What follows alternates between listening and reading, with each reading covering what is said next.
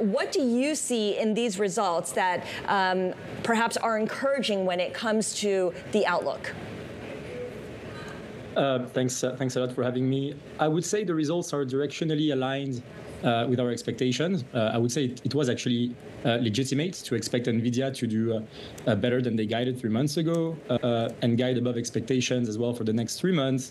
On one hand, you have hyperscalers who are increasing capex. Revisions keep going up.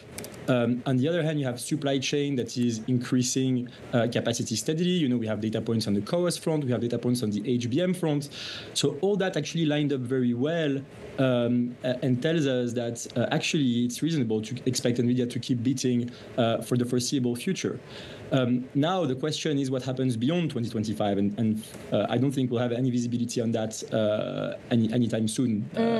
Okay, well, let's give you some commentary from the company on when it comes to Blackwell. Nvidia saying that Blackwell samples are shipping to partners and customers, and anticipation for Blackwell is incredible. I know that doesn't begin to give us any numbers to work with here, but given that there were reports, Antoine, of some delays and design issues with Blackwell, do you see enough demand for the Hopper chips, the current generation chips, to kind of make up for the elevated expectations for Blackwell?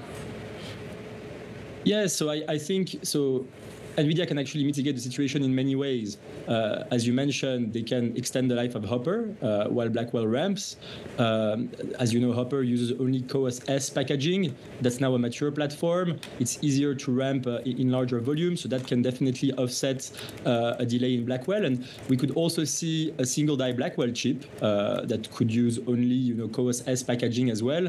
It would have lower performance than the dual die Blackwell SKU, but that would still be an uplift versus Hopper. And so at the end of the day, we still sense enormous and urgent demand across the board. And that really mitigates, in our view, the risk of a pause in shipments as customers wait for the next generation of chips to be available in volumes.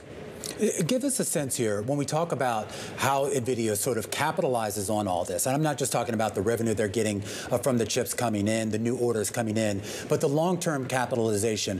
What does Jensen Huang do? Or more importantly, what do you want to hear him articulate about how he ensures that this upswing that we've seen in this company for the past 2 years is permanent?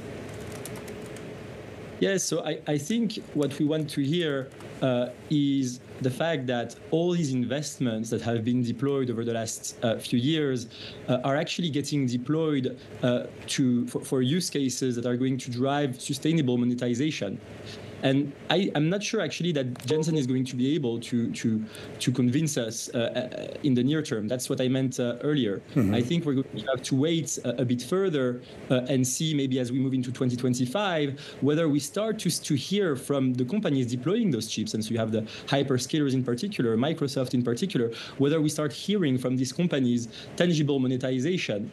And we've done a lot of work actually trying to evaluate where those chips are getting deployed today. Are they deployed in the public cloud? Are they deployed for internal use cases? Are they deployed to help AI startups train foundation models? And I think we're going to start to hear and see convincing arguments that these chips are getting deployed in ways that are going to start driving revenues.